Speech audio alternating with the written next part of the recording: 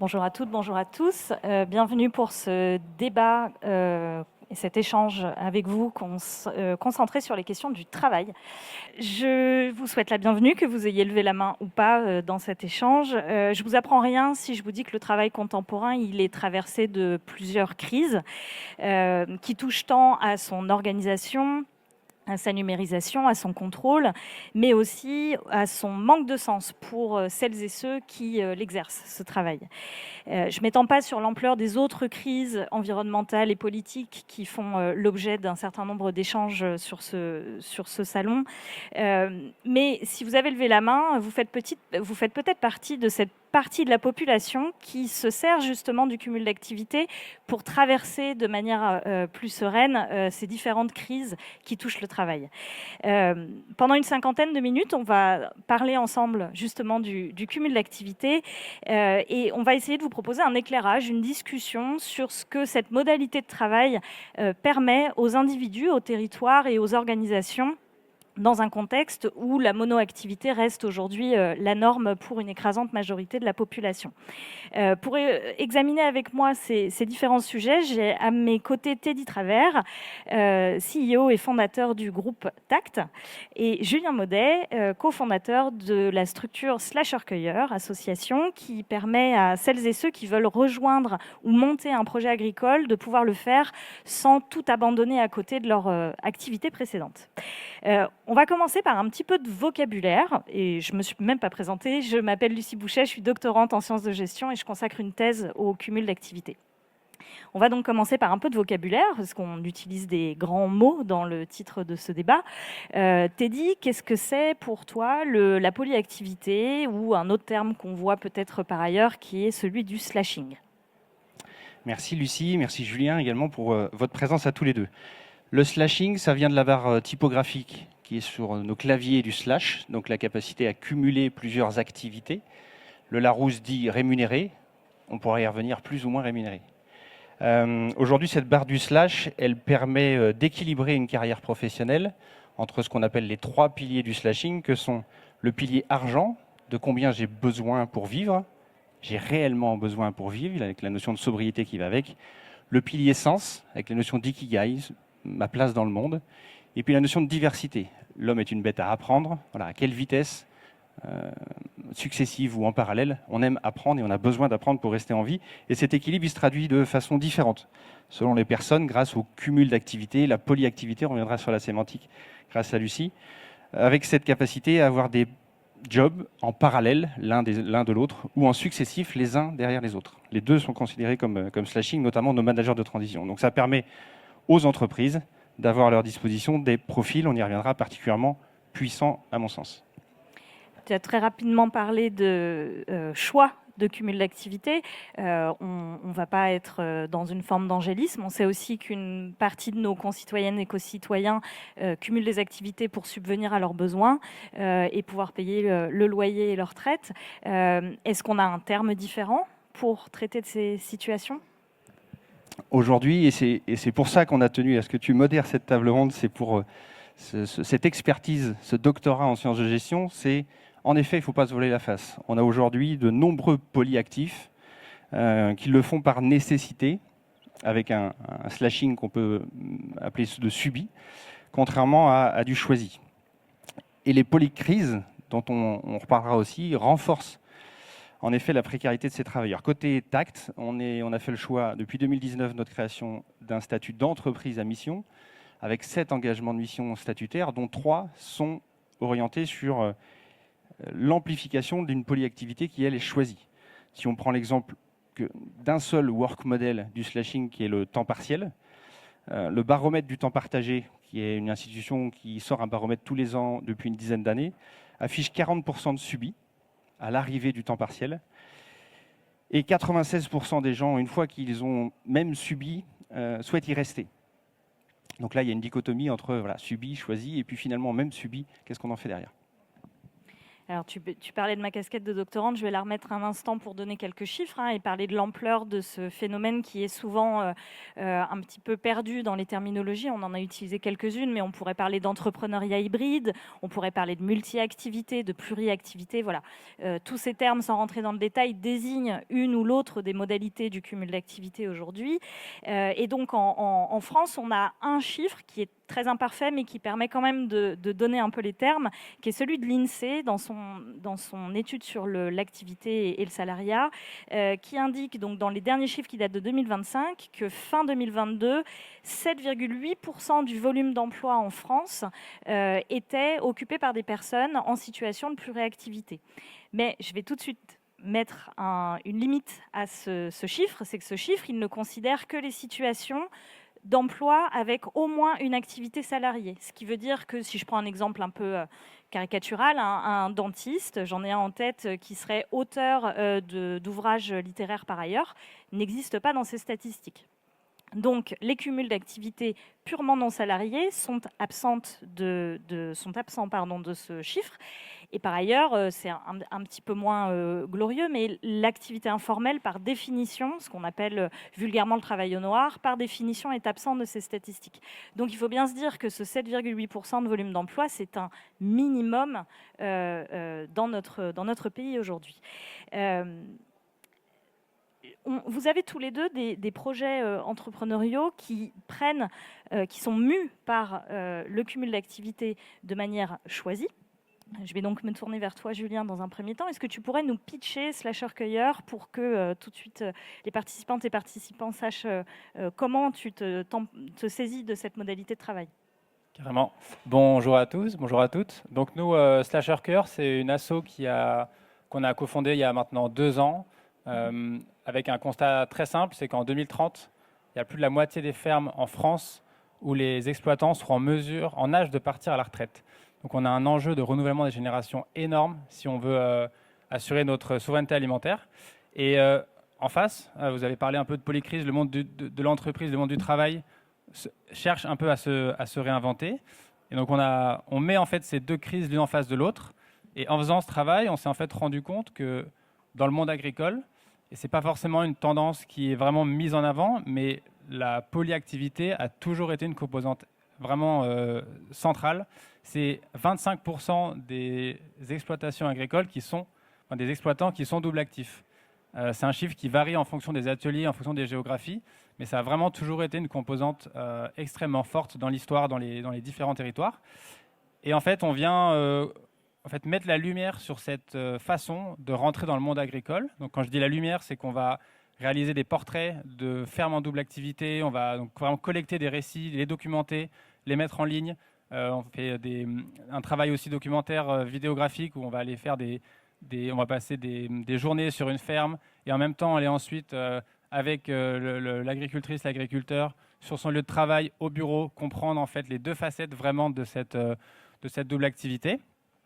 On réalise aussi des études un peu plus approfondies, notamment des analyses technico-économiques sur des fermes en double activité pour comprendre quand on est double actif, qu'on a un métier en dehors de la ferme, comment est-ce qu'on va devoir dimensionner son exploitation, comment est-ce qu'on va faire évoluer ses itinéraires techniques pour se dire, bon, bah, tiens, je vais passer de 800 poules pondeuses à 600, je vais faire évoluer mes circuits de commercialisation, je vais laisser tomber les circuits longs ou tels clients qui sont trop longs, je vais me concentrer sur un distributeur en autonomie à la ferme, etc. Voilà.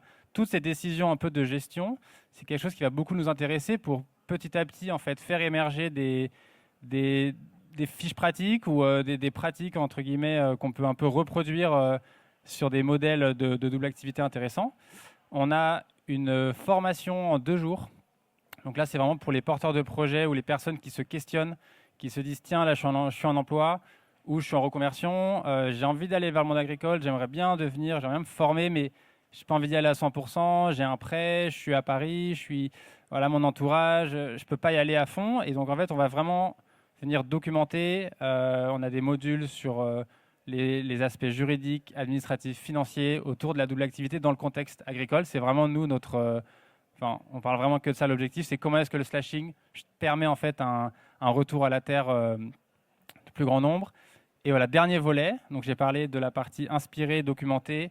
la formation, et ensuite on a une plateforme d'opportunités agricoles à temps partiel en partenariat avec Jobs That Make Sense, où en fait on va venir référencer, structurer des opportunités sur des fermes, que ce soit en salariat ou en micro-association. Donc comment rejoindre une ferme pour porter son projet dans une dynamique en général collective. Et voilà, c'est le troisième volet pour en fait que le parcours soit relativement pavé pour toutes les personnes qui souhaitent aller vers le monde agricole sans tout plaquer. Merci beaucoup. On va revenir sur cette question de la pluriactivité comme socle historique et pluricentenaire des activités agricoles. Teddy, 2 questions pour toi. Est-ce que tu peux nous pitcher Tact, mais aussi nous dire, fort des éléments que Julien vient de donner, pourquoi, alors que cette modalité d'exercice professionnel est partout, nous en parlons aussi peu? Merci. Devenez adhérent de Slasher Cueilleur, parce qu'il faut qu'on mange tous, quelle que soit notre activité professionnelle. Merci Julien d'être à nos côtés. Tact a rendu concret depuis 2019 4 principes, 4 work models, on appelle ça sur les principes d'Emily Wapnick, pour construire une vie professionnelle sur mesure. 70% de notre chiffre d'affaires chez nous, c'est ce qu'on appelle les phénix. C'est ceux qui vont faire une offre iconoclaste de management de transition, c'est-à-dire de slashing successif. On va y retrouver du remplacement, du renfort, de la gestion de projets externalisés, mais également pour les cadres dirigeants, du redressement, du retournement et de la gestion de projets en fusion, acquisition, transmission. On va avoir par ailleurs 15% qu'on appelle the hug approach chez nous, donc l'entrepreneuriat, c'est tous les formats de conseils d'indépendants qui se mettent à leur compte, et 15% qui se rapprochent de Slasher Cueilleur, qui sont du temps partiel, temps partagé. Et enfin, on a une hybridation de ces 3 premiers formats grâce à des outils de portage de slasher et notamment du portage, du portage salarial pour sécuriser les indépendants qui, quand on est en multistatut en France, il faut savoir naviguer dans toutes ces difficultés. Et donc, en quoi elle est moderne et en même temps ancienne, cette façon de travailler? Peut-être c'est ça, juste avant, je te coupe, cette activité de portage salarial, a priori, elle existe dans d'autres organisations. En quoi votre offre de service présente un avantage particulier pour les personnes en situation de cumul d'activité? Le portage salarial n'est qu'un outil juridique, au même titre qu'on va avoir la création de SA, de SASU, de SARL, ou la micro-entreprise qui se fait tailler les croupières actuellement. Et donc ce statut juridique, chez nous on parle plutôt de portage de slasher, c'est-à-dire que l'hybridation des statuts juridiques est aussi une valeur ajoutée qu'on apporte gracieusement, puisque ça fait partie de nos statuts d'entreprise à mission, pour accompagner ces slashers, ces polyactifs naissants ou plus ou moins aguerris, au choix du meilleur statut, dont en France, avec les batailles sociales historiques, le salariat et donc le portage salarial est une des options choisies à 70% seulement de nos salariés et de nos slashers en interne. Et donc pour revenir sur ma deuxième question, pourquoi on en parle aussi peu alors qu'on en trouve dans tous les secteurs, évidemment avec une majorité dans le secteur tertiaire, mais on en trouve dans tous les secteurs, y compris dans l'industrie et dans des domaines inattendus comme la banque aussi. Tout à fait. Donc nous, contrairement à ce que je vais dire là, je vais tailler un peu de croupière au capitalisme, malgré le fait qu'on est à 70% de notre activité, 75% même, est destinée à l'industrie. Pour moi, ce sont les dérives du capitalisme qui nous ont amenés à ce phénomène, qu'on le voit comme nouveau, une hyper-industrialisation de nos métiers qui a généré la grande accélération et qui a créé du salariat d'experts, de spécialistes, mais qui en a oublié la polyactivité, la polyfacette des gens que l'on emploie. Donc seul peut-être le format entrepreneur indépendant qui l'a fait à plusieurs finalement casquettes au quotidien, qui a été très valorisé, très facilité ces dernières années avec la Startup Nation et générer l'explosion des travailleurs indépendants et les risques sociaux qui vont avec.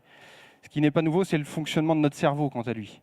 Avec 2 poisons qui sont définis par la science, qui génèrent la destruction des connexions neuronales due à la libération de cortisol. C'est à savoir le manque de stress, à savoir le stress justement, par le manque de sens, l'un des 2 piliers du slashing, le numéro 2. Et le deuxième élément qui génère la cortisol, c'est la routine et le manque de diversité, pilier numéro 3 du slashing. Donc c'est hélas aujourd'hui, par ce CDI, ce Graal du CDI, le reflet du monde de travail dans lequel on est, et des dépressions diverses que l'on s'étonne aussi de découvrir et qui, elles aussi, sont en grande accélération. Merci pour cette réponse nourrie. Julien, tu l'as dit, hein, le secteur agricole est un secteur qui s'est construit sur la pluriactivité, aussi comme une forme de résistance et d'adaptation aux aléas climatiques. On retrouve d'ailleurs dans des éléments de la recherche des articles qui nous permettent d'identifier à quel point des territoires entiers se sont construits sur l'exercice de la pluriactivité. Je prends un exemple qui est assez marquant, qui est celui d'un papier de Lardin, historien en 2013, qui nous parle de la manière dont le port de Dieppe au Moyen-Âge s'est construit autour de la pêche au hareng, qui à l'époque générait énormément de richesses pour la population, mais qui durait que 3 semaines. Donc ça ne permettait pas à toute une ville, tout un bourg de subsister. Et donc on a ce travail de Lardin qui nous montre à quel point la totalité de la population se construisait une pluriactivité pour organiser la saisonnalité de cette pêche et nous montrait déjà à l'époque comment les opportunités de cumul d'activités n'étaient pas les mêmes selon qu'on était notable ou simple pêcheur sur les bateaux. Je reviens donc à ma question. Tu l'as dit très justement, la pluriactivité est au cœur du milieu agricole et pour autant, les syndicats majoritaires comme la FNSEA sont plutôt dans une posture de résistance qui est elle aussi documentée par la science vis-à-vis de ces cumuls d'activités, de ces profils de fermes pluriactives. Comment tu l'expliques ? Alors je vais juste rebondir sur la dimension historique avant d'aller un petit peu sur des sujets potentiellement un poil plus polémiques, parce que moi c'est vraiment une des facettes qui m'a fasciné et il y a des exemples que je trouve super inspirants. Je vais juste en citer 3 parce que c'est en fait le marais Briéron. Je sais pas, qui connaît la Brière ici ? Presqu'île de Guérande, Saint-Liphard. En gros, les chantiers de l'Atlantique à Saint-Nazaire, Seconde Guerre mondiale, énorme besoin de main-d'œuvre. Ils sont allés les chercher en fait dans toutes les petites fermes du marais Briéron, et c'est aussi en fait la même époque où on commence à machiniser, on commence à essayer d'agrandir un peu les exploitations, et du coup il y a énormément de paysans qui avaient 2 choix, soit en fait vendre pour que les exploitations grossissent, soit prendre un job au chantier de l'Atlantique et maintenir comme ça leur ferme dans le marais. Il y a des reportages de l'INA qui sont genre magnifiques où on les voit en fait prendre le train, aller à Saint-Nazaire, dans les usines, etc. Et il y a même un contremaître des chantiers de l'Atlantique qui est interviewé, qui explique que le paysan Briéron, c'est un super travailleur dans les usines parce qu'il est bosseur, il est fiable. Et en fait, c'est cette culture un peu paysanne agricole, pour les chefs d'entreprise, elle est super recherchée. Donc ça c'était un petit exemple. Il y a aussi les exemples des usines Rhône-Poulenc dans la vallée du Rhône, qui sont allés chercher tous les paysans ardéchois qui sont descendus des montagnes pour justement participer à cet effort d'industrialisation. Et pareil, avec les mêmes dynamiques, pour garder ces petites fermes à taille humaine, vivrières un peu plus pour la famille et pour la communauté. Cet équilibre-là, il y a eu les usines les usines Citroën dans le bassin rennais. Enfin, moi, c'est de là d'où je suis originaire, et donc c'était l'exemple de ma famille où mon oncle est parti dans les usines Citroën pendant que pour continuer un petit peu à tenir la ferme à côté de Vitré. Donc voilà, des exemples, il y en a plein, et à chaque fois, c'est vraiment fascinant parce que c'est ce qui a vraiment façonné aussi notre paysage industriel. Et je trouve que pour faire ce lien entre entreprise aujourd'hui et temps partiel agricole, c'est vraiment des exemples qu'il faudrait remettre un peu à l'ordre du jour en disant, regardez, c'est grâce au monde agricole, c'est grâce aux paysans qu'on a réussi aussi à industrialiser la France.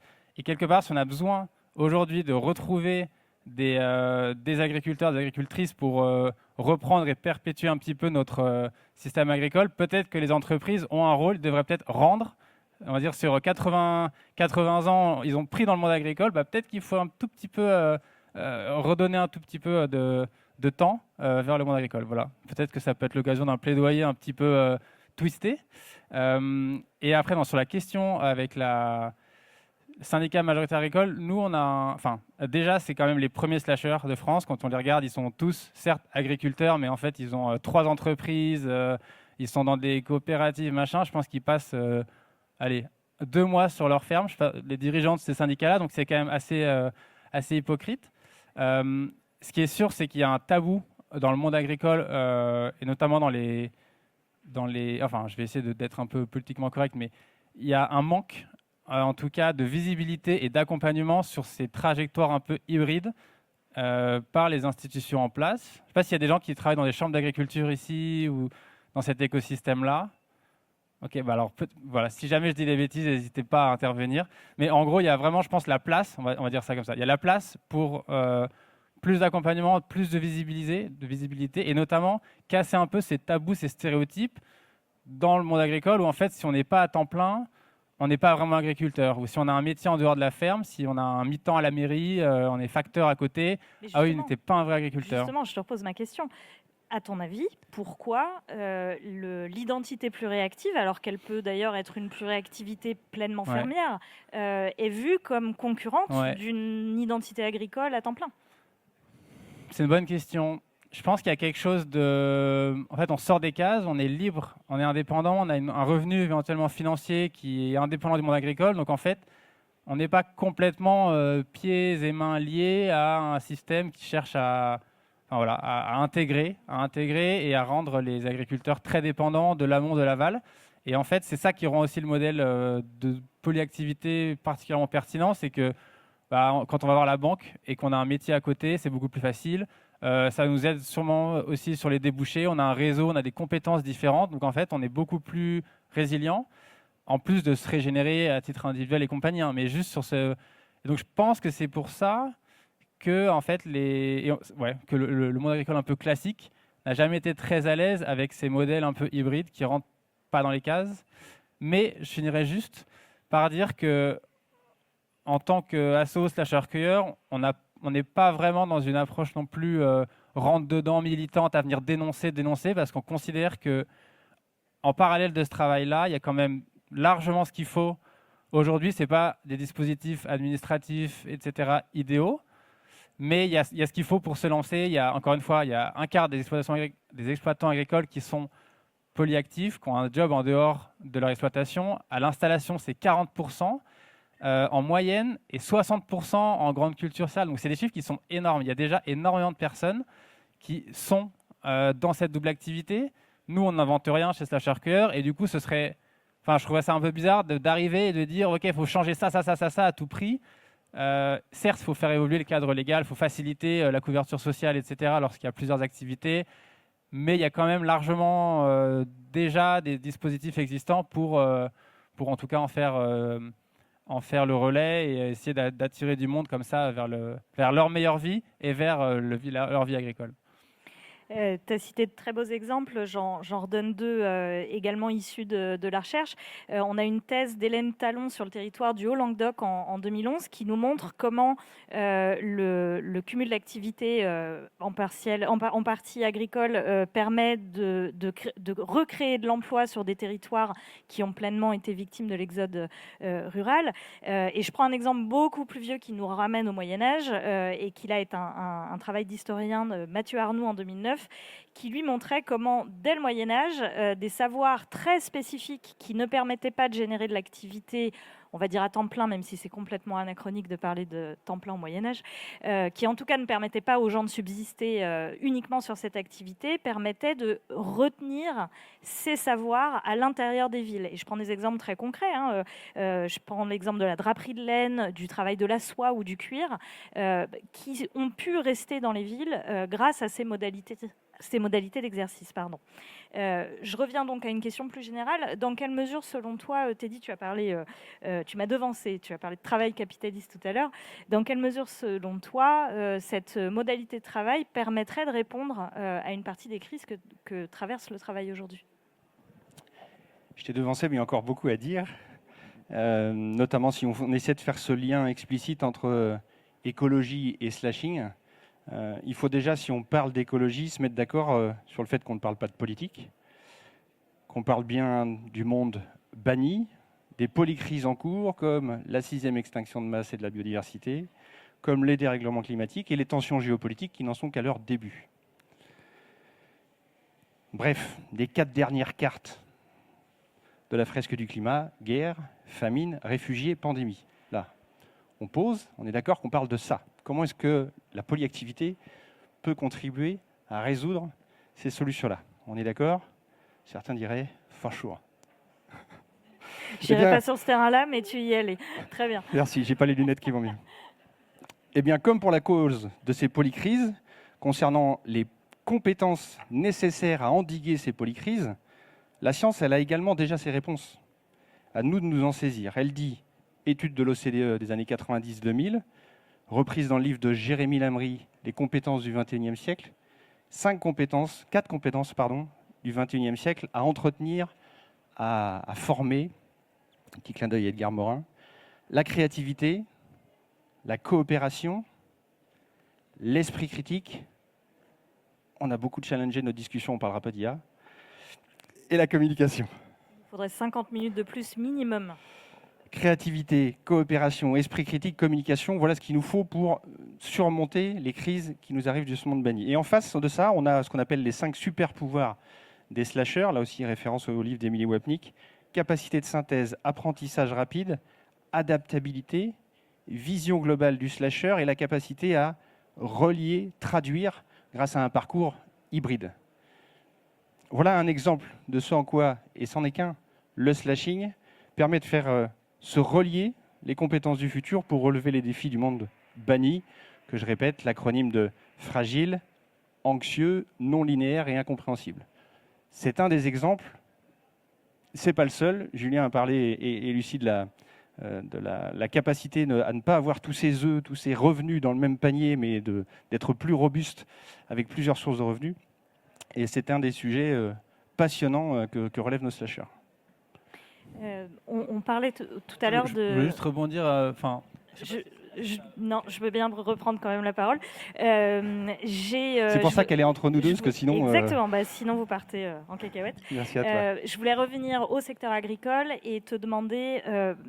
On a beaucoup parlé, notamment pendant la crise sanitaire, du retour à la ferme, du retour à la ruralité, de tous ces urbains et urbaines qui se rêvaient sur des projets de ruralité, d'ailleurs pas forcément agricoles, qui pouvaient juste reprendre un café. Là, une fois de plus, la science a regardé comment se passaient ces projets, et pour une partie d'entre elles et eux, je dis pas tous, ça a été un échec, parce que la greffe n'a pas pris, pour plein de raisons qu'on n'évoquera pas ici. Moi, j'ai quand même l'impression que ce que Slasher Cueilleur propose, à défaut, j'ai bien compris, d'être dans un rapport d'affrontement et de transformation 100% des modèles, c'est quand même peut-être aussi une variable permettant aux individus de ne pas être dans une position binaire, de tout abandonner pour prendre 100% de nouveaux risques. Oui, exactement. En fait, nous, la vision qu'on défend, on ne parle pas de reconversion, par exemple. C'est un peu un terme qu'on a banni. Parce qu'on va plutôt parler d'hybridation. En fait, il y a le mythe de la déconversion, il y a effectivement énormément de personnes, notamment quand on change quand on s'installe, on déménage, on change de métier, on sort du bureau, on prend un métier qui est beaucoup plus physique, avec des revenus qui dépendent plus juste de son travail, mais aussi de la météo, d'un contexte agronomique qui nous échappe. En fait, c'est énormément de changements, et donc il y a, après le Covid notamment, mais même en général dans les parcours de reconversion agricole. Je n'ai pas exactement le chiffre en tête, mais c'est 30-40% des projets qui en fait s'arrêtent au bout de 3 ans. Donc il y a une casse assez importante. Et en fait, si on regarde le funnel entre les personnes qui s'intéressent au monde agricole, qui se sensibilisent, qui se forment, qui passent un diplôme, qui s'installent, etc. À chaque étape, en fait, on va perdre des énergies. Et on a besoin de tout le monde face à l'ampleur du défi du renouvellement des générations. Donc, nous, ce qu'on met en avant, c'est en fait des parcours qui sont beaucoup plus progressifs et quelque part beaucoup plus longs. C'est-à-dire que peut-être qu'on va finir, on va mettre 2 ans de plus, mais on aura monté son projet tranquillement. De toute façon, le monde agricole, c'est un monde où les temporalités sont très longues. On itère à échelle 1 an. On fait un essai, on change, une année entière, 4 saisons, et à la fin, on dit « Ah, ça a marché, ça n'a pas marché, bon, je vais faire ça comme ça. » Donc, de toute façon, et ça, c'est quelque chose qui est aussi assez... Je reboucle sur ce que tu disais, Teddy, sur la partie résilience des individus, sortir un peu d'un travail d'expert, etc. Moi, je vois la polyactivité, notamment quand elle inclut un volet agricole, comme quelque chose de beaucoup plus résilient pour les individus, parce qu'en fait, on va avoir plusieurs temporalités. Souvent, si on garde notamment un job de bureau à côté, où en fait, on va être un petit peu hors sol, on ne dépend pas des saisons, on va avoir peut-être un calendrier de reporting annuel, machin, et à côté de ça, on a une activité qui est indexée sur les saisons, qui va être différente en janvier, en juin, en septembre. Donc, on va retrouver un peu un espèce d'ancrage dans le cycle naturel. Ça, déjà, pour le corps, etc., c'est extrêmement bénéfique. On va varier, on va avoir peut-être une activité un peu plus physique, si on fait un jour à la ferme ou si on est comme ça sur un mi-temps de chaque côté. Donc, on va être content le lundi de retrouver son bureau, sa chaise, parce qu'on a passé le jeudi et le vendredi et peut-être une partie du samedi à la ferme. Alors que si on fait ça toute la semaine, peut-être qu'on a vraiment des douleurs au dos, notamment si on n'est pas né dans un contexte agricole, on n'a pas ces habitudes-là. Et si on est toute la semaine sur son bureau, on va avoir des douleurs au dos, des raideurs, des machins. Donc, il y a vraiment quelque chose en fait de résilient à plein de niveaux à la polyactivité. Et je suis un peu parti comme ça, mais... Non, t'es très bien. Et pour revenir une dernière fois, et après je reviens à Teddy, j'imagine que votre proposition, enfin je dis votre parce que tu n'es pas tout seul derrière Slasher Cueilleur, elle attire aussi des profils un peu différents de ceux qu'on trouve habituellement à la ferme. Comment ça se passe sur le plan humain, cette arrivée des urbaines et des urbains dans des environnements probablement très nouveaux? Ouais. J'imagine qu'il y a des stéréotypes des deux côtés, des préjugés des deux côtés. Ouais. Alors ça, aujourd'hui, c'est sur 100 personnes qui rentrent en formation ou qui vont vers le monde agricole, c'est 60% de personnes qui ne sont pas issues du monde agricole, qu'elles soient à temps partiel ou à temps plein. Donc de base, en fait, cette problématique que tu soulèves, qui est extrêmement pertinente, on la partage avec l'ensemble de l'écosystème de l'installation agricole. Comment est-ce qu'en fait on crée des passerelles, on travaille sur la posture, on se forme, etc. Nous, la réponse qu'on a, c'est vraiment d'aller sur le terrain avec une posture humble pour apprendre et petit à petit se familiariser. On croit énormément aussi aux dynamiques collectives. En fait, ne pas forcément se lancer tout seul sur une ferme si on n'est pas issu du monde agricole, et c'est plutôt de venir peut-être commencer en salariat, venir se raccrocher à une ferme collective pour bénéficier comme ça d'entraide de façon assez resserrée. Mais c'est aussi l'enjeu de nos formations, notamment la formation qu'on a en 2 jours, où en fait, c'est souvent des porteurs, des porteuses de projets qui, quasiment n'ont jamais mis les pieds sur une ferme. Ils sont intéressés et donc nous, on vient en fait apporter énormément d'éléments de contexte sur c'est quoi tenir une ferme aujourd'hui, c'est quoi la réalité en termes de rythme, en termes de type de tâches, à quoi ça ressemble. Il y a beaucoup d'échanges avec des agricultrices, agriculteurs double actifs en visio, où on fait des visites de ferme. Et à la fin, en fait, souvent, le débouché de la formation, c'est aller tester, aller faire du woofing, aller sur des fermes, aller faire des chantiers participatifs pour voir un peu comment est-ce que votre corps va répondre. C'est parce que là, votre tête, vous imaginez votre super projet, je vais faire un mi-temps, tac, tac, tac. Mais en fait, qu'est-ce que va dire votre corps? Est-ce qu'en fait, après une journée sur la ferme, vous allez dire oh, non, c'est pas pour moi, j'ai mal au dos et ça me plaît pas? Ou alors au contraire, ouais, j'ai mal au dos, trop bien, genre ça m'a fait du bien, j'ai des courbatures et j'ai envie de persévérer. En fait, je trouve que écouter son corps là-dedans, pareil, en termes de se rapprocher un tout petit peu du vivant dans sa façon de percevoir sa vie professionnelle, je trouve qu'écouter son corps, c'est hyper important. On a beaucoup parlé des différents bénéfices à toutes les échelles, hein, pour les individus et pour les territoires. On a un peu moins parlé des organisations. Du coup, je vais y revenir là. De ton point de vue, c'est quoi le bénéfice pour une organisation que d'avoir un ou plusieurs profils plus réactifs dans ses effectifs? Le même bénéfice que Julien qui parle du corps et de la biodiversité de son activité professionnelle. Eh bien, pour une entreprise, c'est la biodiversité de son organisation et de ses compétences. Une seule condition pour moi, biaisée peut-être par le fait que c'est mon métier pur que de parler de management, c'est d'avoir ce courage managérial, de construire des équipes autrement, avec un vrai équilibre entre les experts, qui sont parfois déjà à 90-99% de nos entreprises, et c'est polyvalent, c'est polyactif. Quelques exemples. Vous avez besoin de recruter un nouveau collaborateur, vous avez un collaborateur qui est sur le carreau, recruter un slasher temporairement, ou le temps de recruter. C'est pour lui l'opportunité d'aller alimenter une autre activité. Vous avez une offre commerciale, un chiffre d'affaires qui s'effondre, recruter un slasher. C'est bête, mais il va vous offrir une adaptabilité hors norme. Il a fait ça toute sa vie, de changer. Vous faites face à une crise managériale, des tensions, des démissions sans précédent dans vos structures. Là aussi, recruter un slasher avec une haute sensibilité, une grande appétence au changement, c'est quelqu'un qui a été en posture d'apprenant, c'est-à-dire d'apprendre un nouveau métier, d'apprendre une nouvelle posture toute sa vie. Et donc cette capacité à gérer un changement, à accompagner des équipes, elle est ancrée en lui. Un exemple, parce qu'on a beau être au World Impact Summit, on parle aussi d'économie, vous découvrez que votre marge brute, elle est devenue insuffisante, vos prix de revient ne satisfont pas la pérennité de votre entreprise. Le slasher a une vision globale, une capacité à optimiser une chaîne de valeur en pensant à l'amont, à l'aval, particulièrement plus forte que vos experts. Et enfin, et j'espère qu'il y en a de nombreux dans la salle, si vous prenez conscience d'être confronté, que votre entreprise est confrontée aux limites planétaires et a un besoin de revoir entièrement son business model, là aussi, capacité d'innovation et de vision globale qui est innée chez le slasher. Je vous remercie beaucoup tous les deux et je remercie le World Impact Summit pour son accueil. Merci à vous.